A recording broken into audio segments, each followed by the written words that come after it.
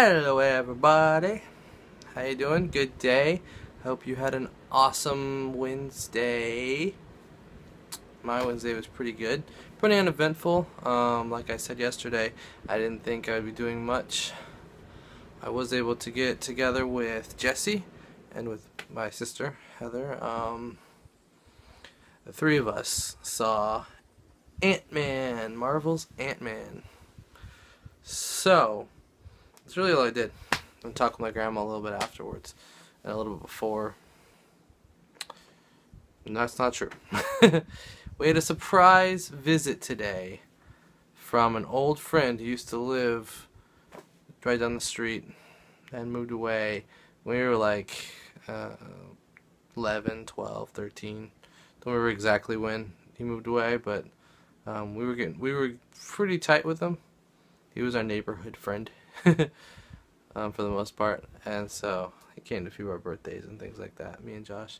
So he just showed up out of the blue at our doorstep next door, wanted to see if we still lived there, and sure enough, so Heather gave me a call and let me know he was over there, and so I came over and we had a little bit of a good chat, talking, catching up a little bit. It was pretty cool that something like that happened, I guess. So that was something that happened today, out of the ordinary, and then of course, Ant-Man. So here's my review of Ant-Man. It's pretty good. I recommend it. In more detail, so the idea is that Scott Lang, he's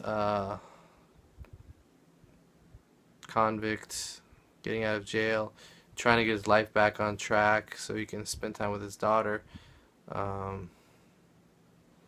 And after being frustrated in that for a little while, it's a pretty funny scene at the beginning. He leaves jail and then he's working at Baskin-Robbins, and he lied on his application and said that he hadn't been convicted of a crime, and that's not true. He had been. But the idea they put behind it was the crime that he committed was a good cause. He found out there was some wrongdoing being done, and so yeah, so I got distracted. My grandma said that she was basically going to bed, so I could go out there and watch the TV if I wanted to. Back on track. And so he's working at Baskin-Robbins, and he's dealing with this really stupid customer. He asks for a burger, and Baskin-Robbins, ice cream spot, an ice cream shop. But I can't talk. So he asks for a burger, and he's like, "We don't have those." And then he asks for something else that was way off.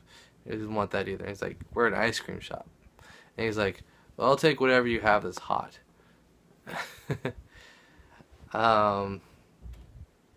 Anyway, the friend of his he's staying with is also recently out of jail, and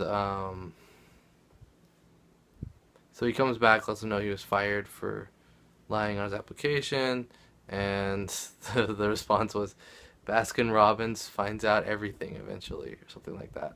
It's kind of like it's Big Brother, like the government, and it's just Baskin-Robbins, but the way they say it with such sincerity, it's like sincerity. Yeah, it's just funny. So the premise is he gets the suit, he learns how to use it, yada yada. He has to deal with the situation, and you know what happens in a movie usually happens in a movie. I don't want to go into more details. Don't want to spoil it. I do recommend it because the roller coaster ride that you go on is pretty good. Figuring out a few things. Lots of references to the Avengers and to the rest of the Marvel Cinematic Universe. We see an older, but not as old as in, and this is again at the very beginning of the movie, not as old as she is in Captain America 2: The Winter Soldier, but still fairly older. Agent Peggy Carter at S.H.I.E.L.D. So S.H.I.E.L.D. has been founded by this time. We see Howard Stark, Tony Stark's father, also still around at that time.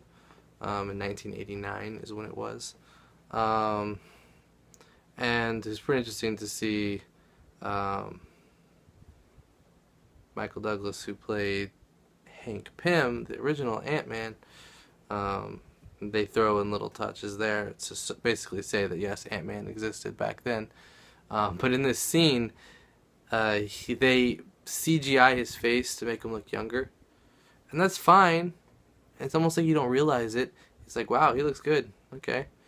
And then they do this really weird close-up, like really close, closer than it needs to be, and he's just like moving, saying a couple words, and he's not moving, and you just see it. You just like, they CGI'd all over his face to make him look younger, and it was like, if you hadn't gone so close, we wouldn't have really noticed it.